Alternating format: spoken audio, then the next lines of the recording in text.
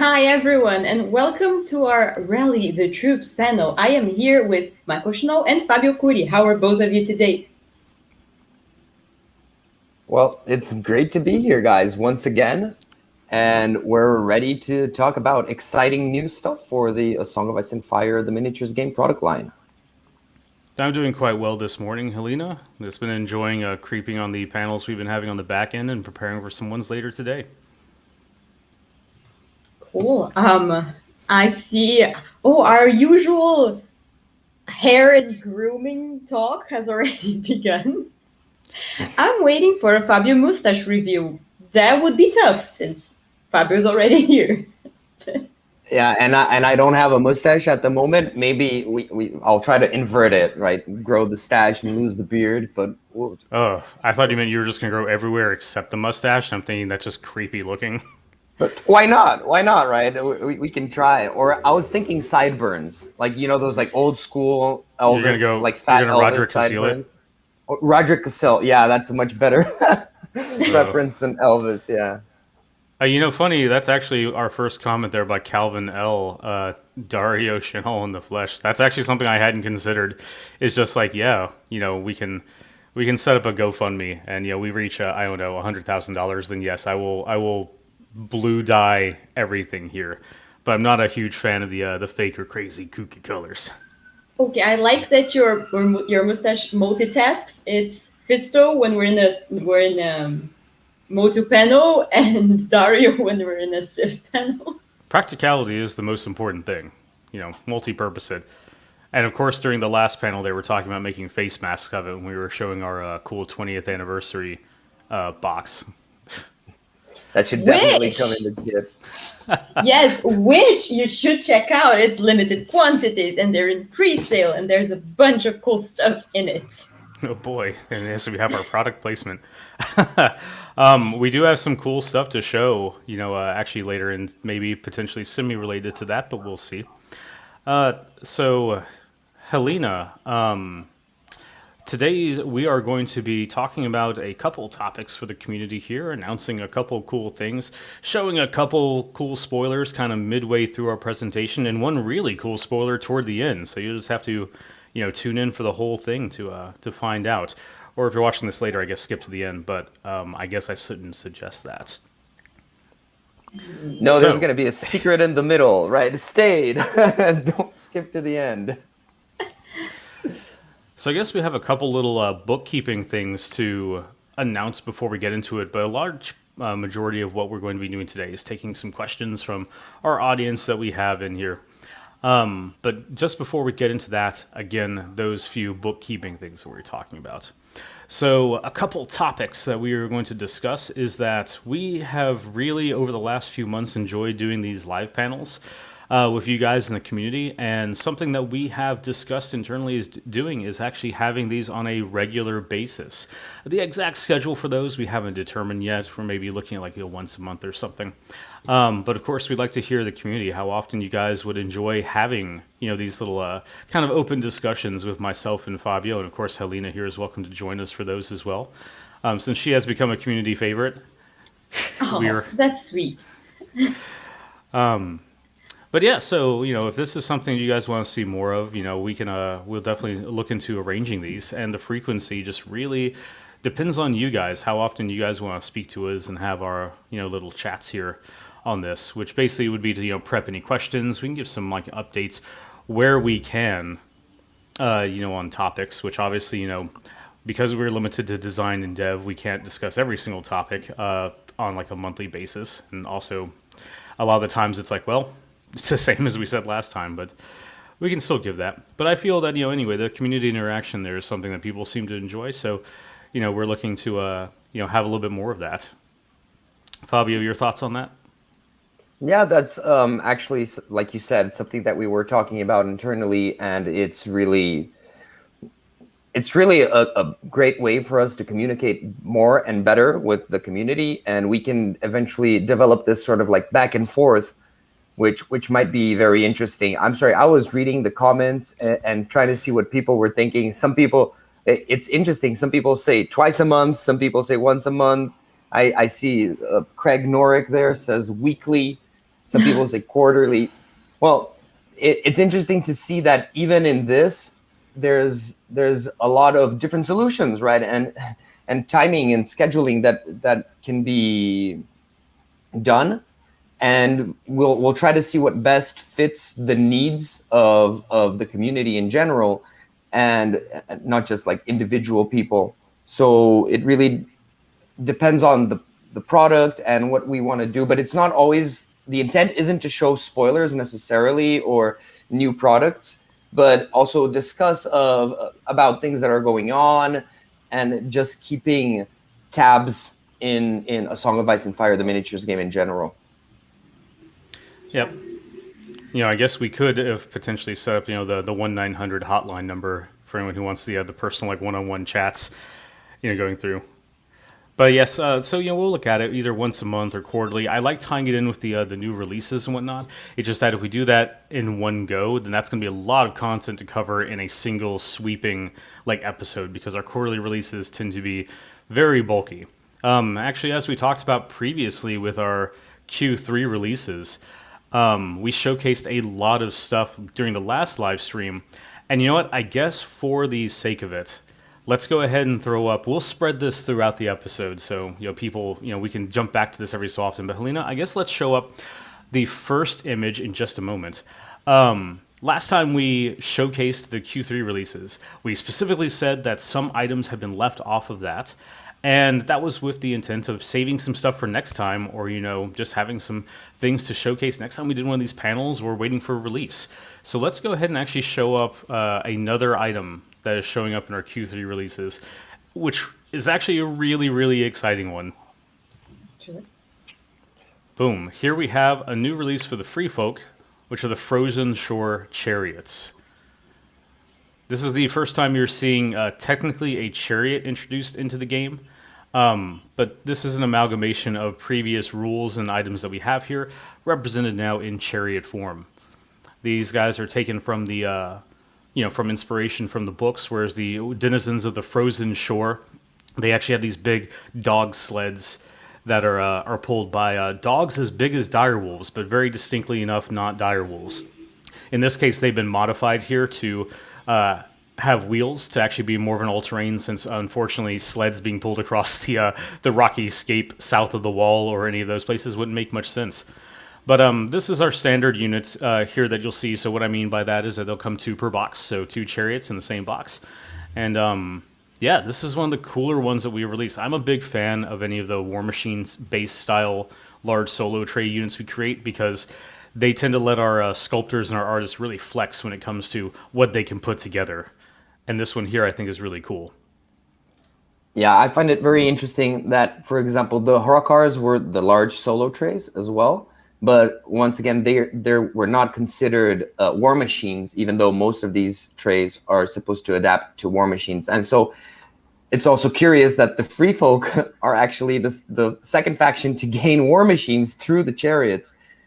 And there's a lot of in-game implications to them being war machines, so to how they interact and synergize with the rest of the Free Folk army and tactics cards. So there's a little bit of thinking that you need to put around having them work in your army and having them excel. But this is a very, very interesting, very agile flanking unit. But you must be careful with it, right? I'd say they're very similar to the Hawkars in gameplay, in the way that they should be trying to flank your opponent, but at the same and drawing attention to themselves. But at the same time, you should be very careful, once again, because if they're attacked, they're pretty much done. Yep. These things are, it's funny to talk about 2 aspects. One, I will say that these guys are fairly cheap. I mean, everything in the Free Folk army is cheap. These guys here have a lot of offensive power, not a lot of staying power if they get stuck in on something, because they're 6 wounds at a 5+, but their cost does reflect that. The other neat thing to talk about on this, and this is something that is a good general topic I think for these future streams and whatnot, is actually the specifics of these guys being a war machine. Because I remember during dev and design we flipped between them being a monster unit and a war machine unit several times, And we end up falling on War Machine, not just for thematic sake, but also just for interactions of other items that exist in the Free Folk army, and power balances in that regard. Them being monsters would have opened up some different strategies and pushed them in different directions, but we have other plans for them being War Machines, as we mentioned, that come into play. But those are the type of topics that I think are cool to discuss during these little streams. Yeah, I have for a sure. question about them, if possible. Sorry to barge in. Is there a limit to how many you can field? Everybody wants the good boys. 10/10 wood pet.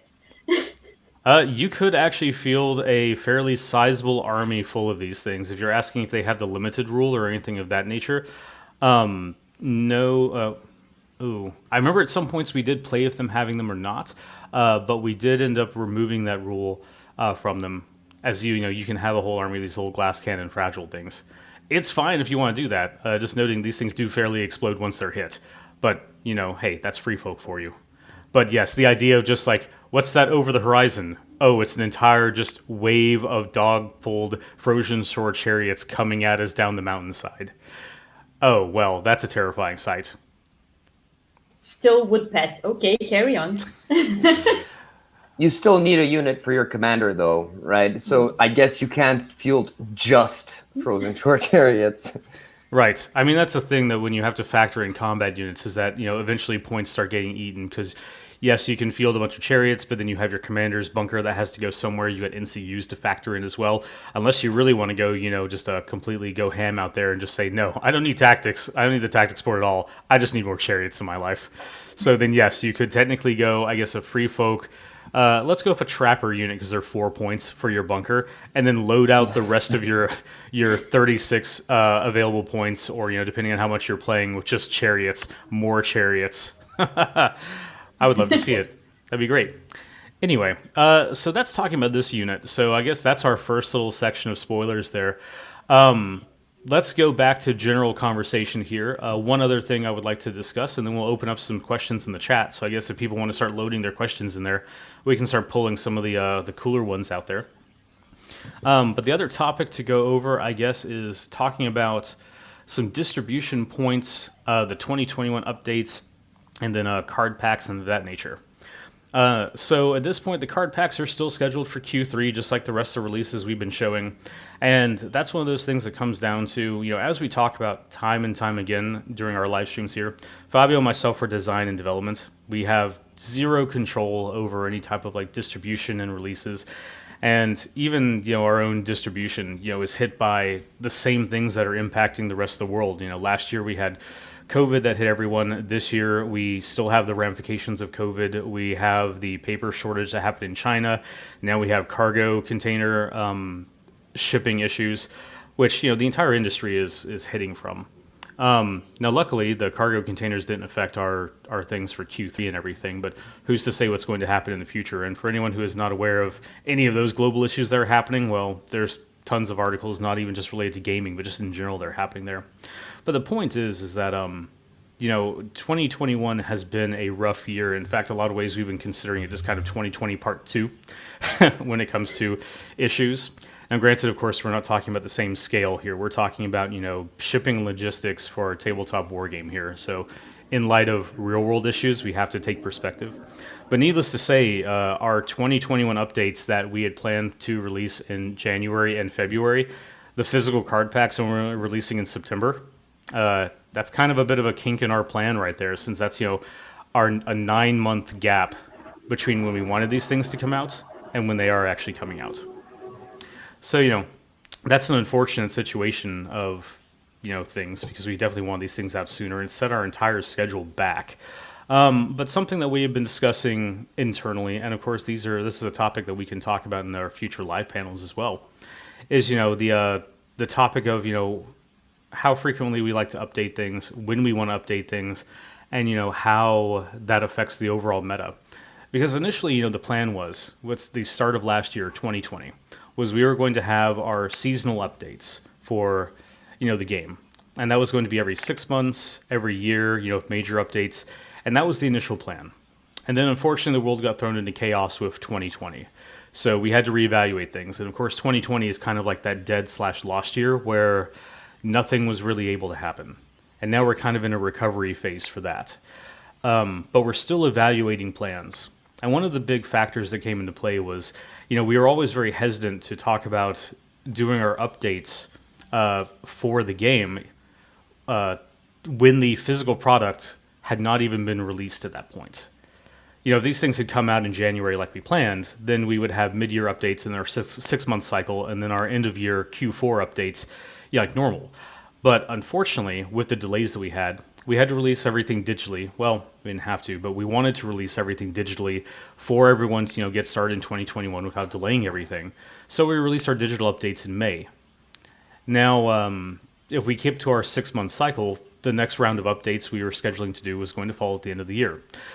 That creates a bit of a sticky situation for us, as there are going to be players out there that dislike that you're updating an item that is not even physically available during that time frame, which again ties back to we plan for these things to come out in January. Now, that is a decision that we had to look at internally from a design and development and overall product standpoint about how we wanted to handle updates for our game. That's something we determined many years ago, is that we wanted to have updates, to keep things balanced, to, touch on issues that come up in the community, because we don't want things to stagnate. You're never going to have perfect balance, but that's always something that we wanted to strive to be the best we can, because we want everything to be viable. And so, that is something that we've been looking at over this last year to how to handle that. And we want to get some community feedback on that. But currently the plan is that, we're still scheduled for our Q4 updates for December, January, around that area for, the 2021 items. That gives us roughly 6 months of collecting data and, seeing how things go since their release in May. We haven't had the physical, tournaments that we wanted to see and everything because, again, we're still in a COVID recovery period. But, we've seen the community feedback and we've gathered, just data based on that. And then, it's a matter of gathering data, testing out things that work and seeing new solutions for it, which, Fabio, I'm sure you can comment on, so I'm not going to keep monologuing here, just how much the process goes from, not only identifying problems, but also, working for solutions for those things. Yeah, that's a long process. And like you said, with the digital release for the 2021 update as a way to mitigate all these worldly events that delayed us and were a rock in our shoe, we had time to prep for changes. So inside our own development cycle, we already had things that we were sort of flagging as potential issues that that might need updates for the future. And then since now we're starting to acquire enough, let's say, community data for certain units and attachments and lists and so on, we can now cross-check with the things we had flagged and remap the landscape, right? And set the flags now properly in the right topography. Let's say I might get lost in my metaphor here, so I'll rewind. Then we see what the current issues are being reported versus the issues that we're finding internally. We try to see where they overlap. We try to then reevaluate and see why they are issues, and if the issue is on the specific unit attachment or something, or if there's a certain synergy that is enabling things that we might dislike, either making it too weak or too strong. And after that, we'll direct changes, right? So we're at a step where we've already discussed and decided changes, and we are testing them.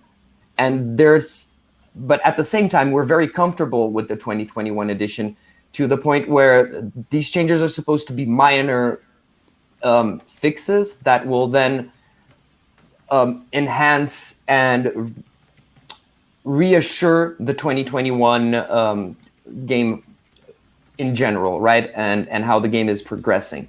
So it's a live game. We need to take time and have a lot of patience to make these changes effective, right? And not change anything just for change's sake, or anything that might be a knee-jerk reaction from the developers. So sometimes when we see something, we might get really worried at first glance, but as we wait, we we as we wait, we'll be able to mature these ideas and see where the real issues lie.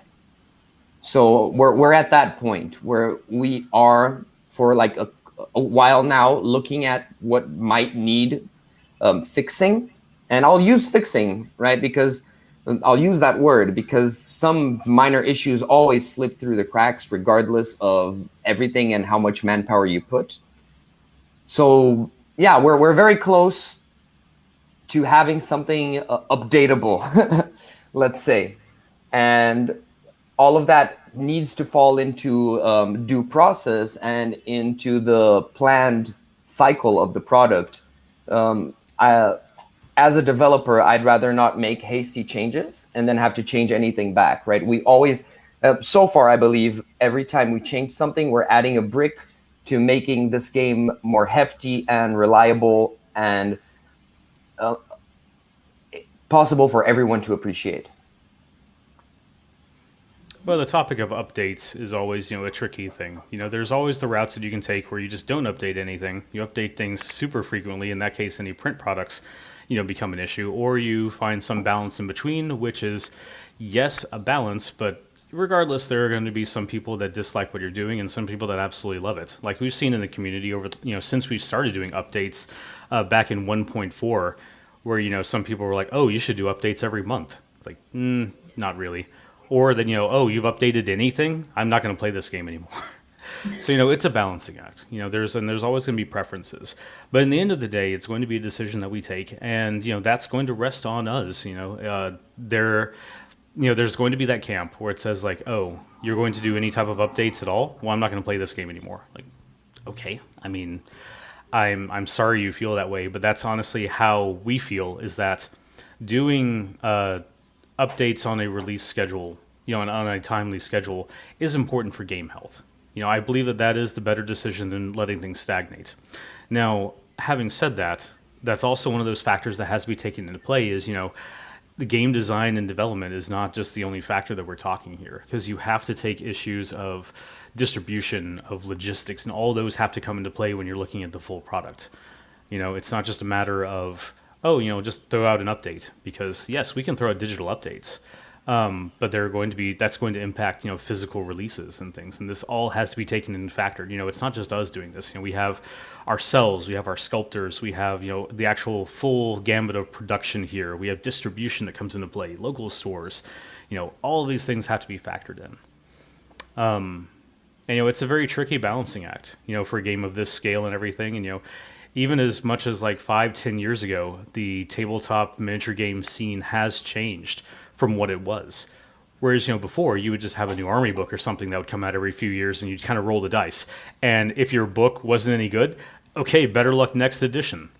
And now then we've switched into a mindset of, people playing online games or whatnot and such that have updates every single month, and some cases more than that. And now that becomes their experience, where it's like, well, if World of Warcraft or League of Legends, if they can update things monthly, why can't a game like this? And again, it's different mediums, and there's no right or wrong answer here. This is just the decision that we've got to take. And that's, what it comes down to, is that, like, regardless of what we choose to do, there are going to be some people that dislike it. That's unfortunately going to be the case, but we're going to make the best decisions that we think are for the health of the game. We have the War Council app that we have for free that allows people to, have fully updated versions of everything. When we've updated things in the past, we put it out for print and play on the website. That's something we've done, is to make all these assets as easily accessible in the most ways we possibly can. And on the topic of updates, how to handle those if we update things, we have our faction card packs. We're still looking at other options to, when we update things in the future, how do we want to handle that? Do we want to have a physical product that we release, but the problem is then you have to take production timetables into account. Do we want to have print on demand services, which is, potential we're looking into as well? Or do we just decide to keep things digital and, print friendly? There are going to be people out there with various opinions out there. I'm sure the chat is already going to be, back and forth with people there. But these are just things to take into account. But this topic is something we could literally talk about for hours. So let's move on to our next set of spoilers here, I guess, to show something else that is pretty cool. Okay. This is for everyone's favorite faction out there, the Night's Watch. We have our new release here, the Ranger Vanguards, adding another mounted option to your units. Also very important that these guys have the Ranger keyword, which may or may not be prevalent with the upcoming hero box that we showed last time, featuring a certain Ranger in there by the name of Benjen Stark. Yeah, so I think what's the main thing about these guys is that they are a Ranger unit. I know it seems silly, but it makes a difference. And that's really cool. I also believe that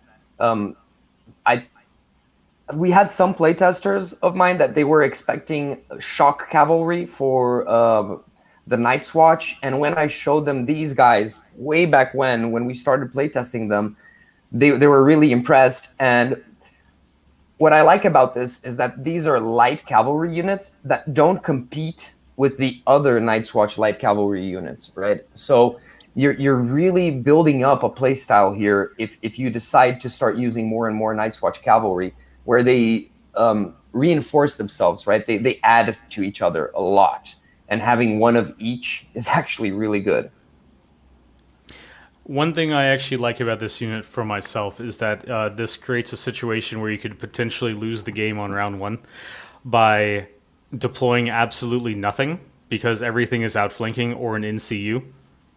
And then congrats, end of the round you have nothing in play, so you have nothing in play, so you've lost the game. By the way, don't do that, people, but just saying that is a fun little thing that could happen. So I'm actually gonna call out a spoiler. In this last sentence, Michael spoiled something. There you go. Did I spoil the mounted Benjen Stark that's in the hero box 2? That is a commander. Oh yeah, basically that's it. Yeah. Oh, okay. There you go, guys. Sorry, spoilers for the spoiler comment. we're getting meta here now. But so this is another neat little fact here. This is one of the last units that was in the deluxe rulebook that we released during the Kickstarter that has been much speculation for the years since that has come out. So just to show how far in advance we're working with sometimes, these guys were a unit that was shown in the original rulebook during the Kickstarter. That's how far back these guys have gone from existing in some form or another. So, just to show exactly how much we have done and how much we have still planned for the future. And that might be a little spoiler there as well, but we'll get into that later. Okay, so we said we were going to take some comments and questions from the audience, and then I ended up monologuing here for 20 minutes. So let's go and actually see here some comments. Fabio, do you have any comments that jumped out to you in the comments? Or sorry. Oh yeah, there's one. It's a very quick one. I can't find it now, but I'll hope Elena finds one. It's from Brian Kerr. He asked if we tried using larger impassable terrains such as houses and other features during playtest to see how that works. And that's really a very conceptual and very design question, where we did try this in the very early stages, and it is possible. And then we left it open for player creation, right? And that's what I hope to see. So I really hope to see. Yeah, perfect. Yes. So right now with the terrains we have, I think there's enough impassable keywords as it is. I think it's one, but still it's enough. But if you do want to, and I highly encourage players to build their own terrains and try these features by themselves, right? It is in the rule book that terrains and terrain keywords are recommended to be tinkered around with by players. So please do. Yep, and just touching on that as well, that was something that we had way back in the original release of the game. We were looking at some terrains that were like buildings and such, but it really didn't fit too much with just the battles that take place in the world, because a lot of the times two armies would really find just a big open area to go and slam against each other with, or at least try to outflank. Very seldomly did you have buildings that were, or actual large-scale combats that were happening in cityscapes or villages, unless they were actually being pillaged or raided or something like that, which that's an entirely different thing than the type of combat situations we're looking at when it comes to the miniature game. Oh, there's a question Can I that. pick? Can Okay, I yes, pick the next one? Oh, absolutely, Helena. is the idea that eventually each faction would get a war machine? Oh, well, that's not something that's limited, but that's also something that shouldn't be expected.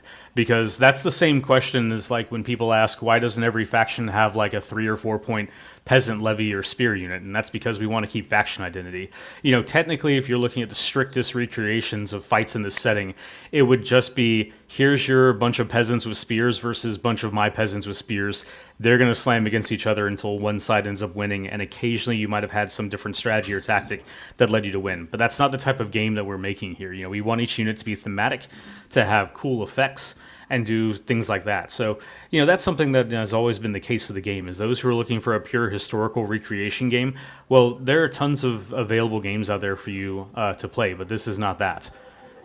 And everything here that we make goes through George Martin and them, and he thinks everything is really cool. So that, again, there are tons of historicals out there for people to play, but that's not the recreation we're trying to make here, because again, it would just come down to here's my legion of spear wielding peasants versus your legion of spear wielding peasants. And we have dragons. And we have dragons. Yeah, dragons win against peasants 100% of the time.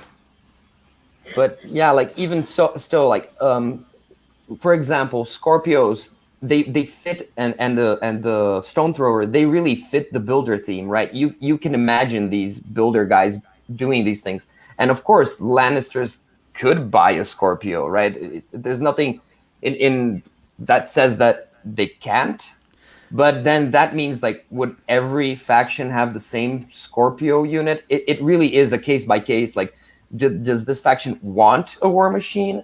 How does that work, right? Just because we created this unit type war machine, it doesn't mean that necessarily everyone is going to have one, right? Does every faction need monster units? Do Lannisters have giants? I think it falls kind of under that category of it really depends on the faction and how we want it to fit the theme and play style. Although there is ways to represent that stuff as well, such as may or may not put some spoilers up there as well that we're not intentional to talk about. But let's say we had a thematic scenario, the Battle of Blackwater Bay. Well, we also know that the Lannisters did employ the three whores there for their with their giant scorpions that they had manning the castles against the siege from the Baratheons. Exactly. But once again, we need to evaluate all of these case by case, right? And there's no real rule of thumb of like, oh, every faction is going to have one of this and one of that, except for every faction has a commander, an NCU, and units, right? That is something that does come up a lot, is like, oh, well, every faction will eventually have war machines, or every faction will eventually have spearmen or something. And again, that's just not the case. Okay, there are some things you're going to see for faction identity purposes here, because as I said before, otherwise everything would just be using everything. Because when it comes down to it, the seven kingdoms are still the same seven kingdoms led by just men. Let's see, any other cool little questions here? Helena, you have a good eye for these things. Oh, I thought you had one in mind already. Oh, I didn't. I've been too busy monologuing to keep up with the chat, unfortunately. I guess we do want to give a shout out here just before we forget, and I know this is a little bit overdue, but we do have the U.S. Nationals tournament that is going to be happening with Family Time Games in 2 weeks, which we do want to promote there as well. Our organized play department has done a fantastic job of setting up that event. They've sent some replica weapons out there, which may or may not have been the best idea to, send a bunch of replica, like, usable weapons to a Song of Ice and Fire tournament. But I guess if someone really wants to go ham and ends up winning both Baratheons and having Warhammer, and hopefully we won't be reading about any unfortunate events on the news. But yeah, so a minor shout out there for that to Family Time Games. For those who are going to be in the area for that, good luck and all that, and we're interested to see how that shapes up. Yeah, it's one of those tournaments that makes me really want to not be a developer and participate to see if I have a chance of winning that Warhammer. But yeah, it's going to be very interesting, and we're going to keep a close eye on that tournament. Here's one question here by Jai McLeish, Jye. Have sub-factions with their own tactics deck been considered? That Giant Commander seems to be moving toward that. I would love a Tyrell deck for my Renly Baratheon army. This actually kind of falls into the previous category of just because you see something happen with one instance does not mean it will become widespread.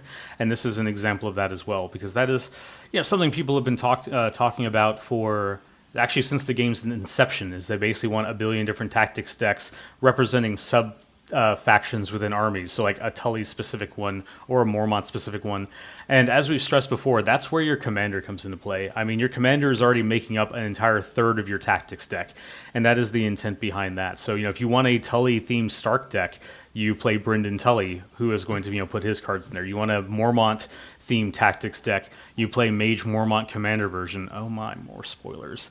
To do that, I'm sorry, but like some of these, if you didn't see coming, I mean, I don't think these are the world's biggest spoilers here. That Mage Mormont will have a commander version in Hero Box 3. I see a question I haven't seen before ever, which is rare, so I'll pick it for originality. Is there any plan for a skirmish version of the game? That's if something it's else. In the books. if it's in the books. That one time when Rob and John were playing that skirmish game against each other. When Maester. That's a thing. We are always a big fan of looking like variant game modes and setups and things like that, and throwing stuff out to the community. So, we have always just fun stuff in mind. There's always going to be, things people ask for, but hey, you can never know what we can and what we may or may not see in the future. Actually, tying that into another question I saw here, where are there any other factions in development at the moment? Yes. Now, how many? That is a very interesting question. Let's go back on our Wayback Machine, which is another comment that has haunted me for years and years, where at one of the original CMON Expo panels, we stated at the time, this was before the game's release, that we currently had 9 factions in development. And that comment got twisted over the years as the game is going to have 9 factions, which got turned into the game is only going to have 9 factions. So people were going like, oh, well, we've already released, 8. There's only one more that's going to come out, and we still have like 4 or 5 more major armies that are going to cover, so what's going to make the cut? And I will have to just keep reiterating it that, yes, at the time, we had made 9 factions. That was almost 5 years ago at that point. We have, in that time, continuously designed content over that period. So, we have more factions that are scheduled to come out, and there's going to be a lot of ones that actually probably end up surprising people as to what our plans are. But you're going to see some very interesting stuff happening next year, which, again, we're not going to get into because we don't want to just keep leapfrogging over our releases and what the cool stuff is to talk about. But next year is going to be a very interesting year as we resettle into things. And as we see the specific new releases that will begin coming out. But that is a conversation for much later in the future. Also, rumor has it that we have a couple new books in this franchise that are supposed to be coming at some point, which may or may not have additional new cool stuff in there. That's true. Fabio, do you have a question that you've seen? So yeah, I see a lot of speculation, which I won't comment on, and I see someone say, Strav Blardo asked for spoilers. Shame on you. He asked, find out what the next faction is, and my answer is maybe I'll tell you next time. So that's right. Like we said, we have to start hosting these things more regularly. So we have to save some stuff for that, right? It's true. I guess we'll fall back to our default. That's just going to be the faction is going to be entirely hot pie.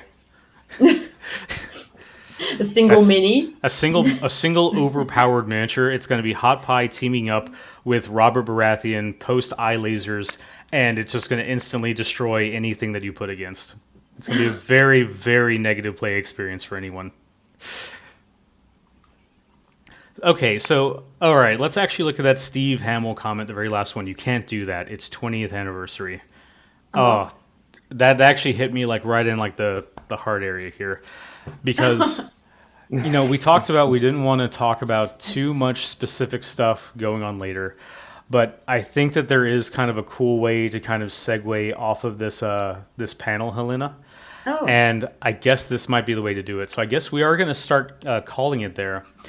But there's two things I guess in closing we want to say. One, hopefully you have found this informative. And, again, we want to host more of these in the future with more regularity. What the exact schedule for that is, we will see. But, we like interacting with you guys. So this is something that, we will definitely try to do more of with these open developer and designer chats. Just so you guys can, we'll update you guys with what we can in what regards to the topics we can talk about. Maybe handle some rules questions during that. But really, we want to keep that relegated to the forums and those official channels. But yeah, just more interaction like that. Fabio, anything you want to say before we completely wreck the internet with the next little bit of information? I'd like to just reinforce, especially on rules questions. We've been seeing a lot of people ask around like where they can consolidate their rules questions and so on. And if there's something that is not already in the FAQ, right, I'd say please check the FAQ before you ask. But otherwise, go to the CMON forums in the A Song of Ice and Fire forum. There is a pretty good chance that you'll find your answers there. Mm-hmm. And the forums is also where we intend for that to answer those corner case rules questions. So we do encourage people, if it's a question that can be answered in the rule book, please check in there and do a little bit of research there. If it's a question that like this is a corner case or like I really am having trouble finding it, that's what our forums are for. And if we see enough of like the same question being asked, that's what makes it into our FAQ. Now, going back to that comment that's on the screen, you can't do that, it's 20th anniversary. Well, we are going to leave you guys with one image that we're going to put up without too much context here. And I personally am calling this image the quickest way for us to potentially get in trouble without having actually said anything. With this next image, you will notice that there is a distinct lack of a certain purple faction, and that is actually because their stuff that we were going to put on there just doesn't fit. So that's all I'll say as far as context goes, and then I guess we're going to sign off by leaving that image up there and then just letting people speculate. So we hope you enjoy this, and we thank you for showing up for the 20th anniversary CMON panel featuring A Song of Ice and Fire. thank you all for joining in, and I guess we'll see you in a month, a quarter. Someone said twice a quarter, which makes the math really difficult. But isn't that an eighth? What? Well, thank you, and I hope to see you all soon. Bye. Bye-bye. Oh, wait a second. I'm having technical issues. No, there you go.